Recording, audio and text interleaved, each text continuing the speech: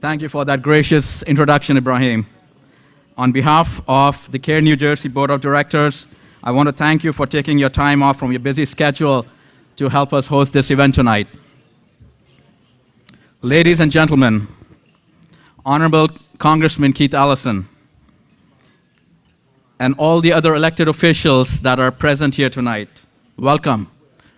Welcome to CAIR New Jersey's 8th annual Banquet dinner. This year's theme is Making Democracy Work. The American Muslims have come a very long way in a very short period. Besides all the professionals like doctors, engineers, businessmen, the American Muslims today proudly serve as dedicated law enforcement officers, firemen, first responders in our military, Defense Department, State Department, judiciary, and as elected officials. With the grace of God, we have in our company the first Muslim congressman elected to the U.S. House of Representatives, Congressman Keith Ellison.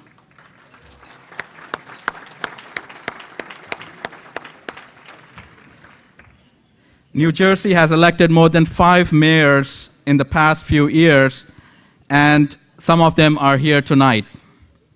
Currently, we have 2 Muslim judges serving on the Superior Court, thanks to Governor Karzai and now Governor Christie. New Jersey also has several other elected Muslim officials, as Ibrahim introduced them earlier today.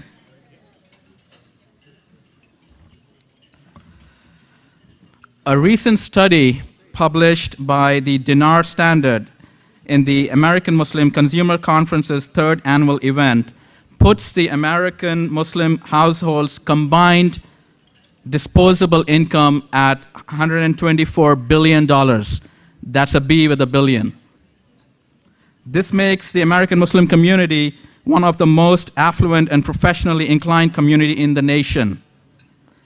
The big businesses and retailers are already taking a note of this and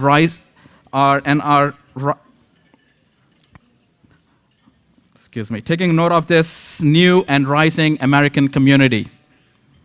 It is about time we, the American Muslims, made sure our elected officials also understood that we are here and we exercise our right to vote.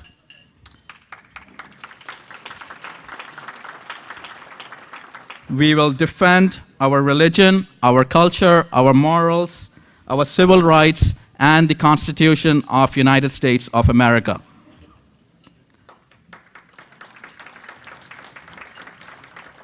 We as a community are just starting to realize our potential and the impact we can have on the local and national elections. Let's keep the momentum moving forward, and let's register even more American Muslims to vote in the next upcoming elections. However, we do have our work cut out for us. There is a small cottage industry that is trying very hard to discredit the American Muslims and constantly spreading hatred and their Islamophobic agenda. If you get a chance, try and download this report called Fear Inc. According to the report, about 7 major donors or organizations have contributed up to $42 million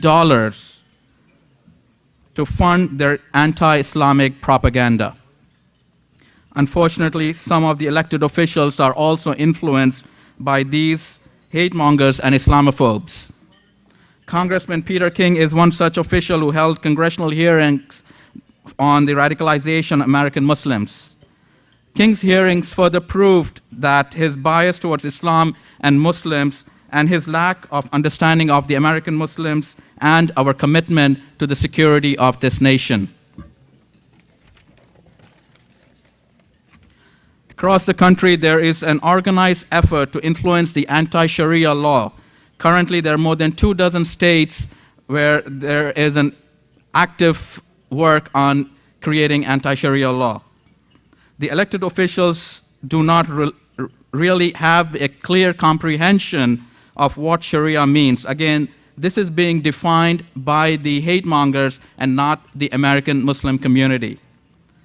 The same organizations are also responsible for creating the hate and fear against mosques and Islamic centers. Across the nation, it is no longer just about Park 51 in New York. Currently, there are 30 large mosque projects across the nation that are being threatened to be stopped or shut down. We are aware of at least 3 such efforts within New Jersey currently. And CAIR is on the forefront of all of this, challenging it with lawsuits, media, legislation, and coalition building with interfaith organizations and other civil rights organizations. We need your sustained support to continue to take on this mammoth anti-Islamic machine in America. CAIR has always encouraged the American Muslim community to engage with and work with law enforcement, especially FBI, provided the community's civil rights and security was protected. An article published by Washington Post on December 1st of 2011, just a few days ago, highlights the lawsuit filed by ACLU against FBI as part of the Freedom of Information Act, or FOIA. The FBI document reveals that under the guise of community outreach, FBI has been gathering personal information on community members and leaders. In one instance, at a Ramadan iftar dinner in San Francisco, the agents recorded the names of the Muslim groups listed on the pamphlet distributed at the event. Hina Shamsi, director of ACLU's National Security Project, said, and I quote, "Some of the actions depicted in this document violate the Privacy Act, a law that bars federal agencies from maintaining information about activities protected by the First Amendment, such as freedom of speech and association. This is a very serious concern for our community. If we cannot trust our law enforcement, it is very difficult to engage or work with them." We have ACLU New Jersey here tonight. Thank you for attending the event. I would like CAIR New Jersey and ACLU New Jersey to consider filing a FOIA to find out if similar practices are prevailing in this area. And we look forward to working with you on that.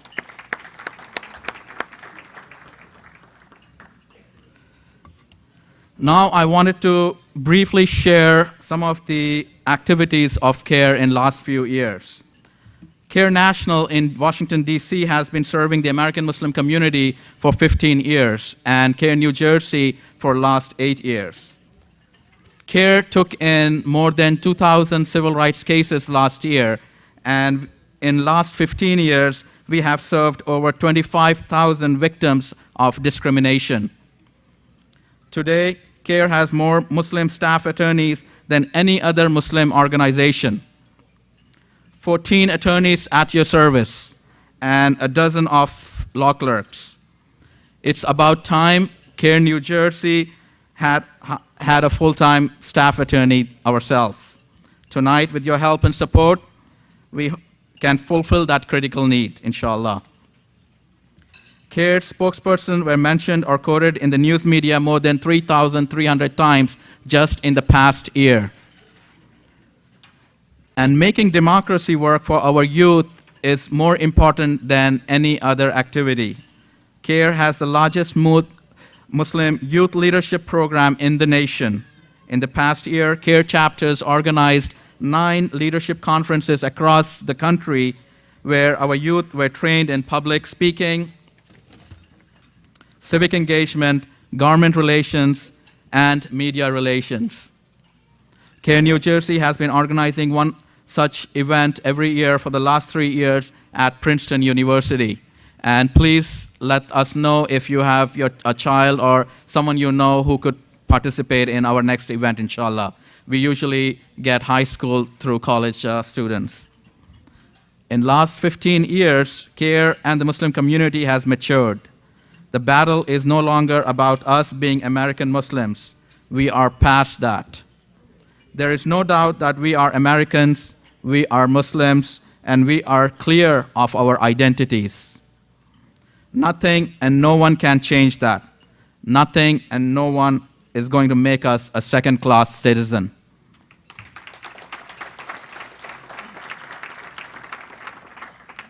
CAIR is no longer just about serving the American Muslims. It is just not about protecting our image anymore. It's not even just about tolerance and respect for Islam. We have proudly grown as a community that clearly sees its place in carrying the torch of justice and advocacy with other communities that have struggled and continue to struggle to make the America's democracy work. While on this journey of protecting the civil rights of our community, CAIR discovered that it is not just about us and justice for our community. It is about equality and justice for all Americans. What CAIR and the Muslim community is standing for today will help safeguard this nation's fundamental principles, values, and its constitution. I want to thank my board of directors, staff, volunteers. There's a whole bunch of them here tonight without whom this event couldn't have been possible.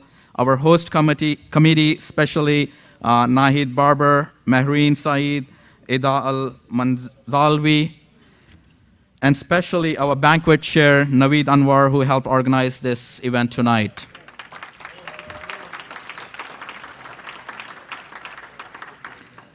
I want to thank my wife, Nosheen, for allowing me to spend the countless hours on CAIR that I do, which usually keeps me away from spending the time with the family.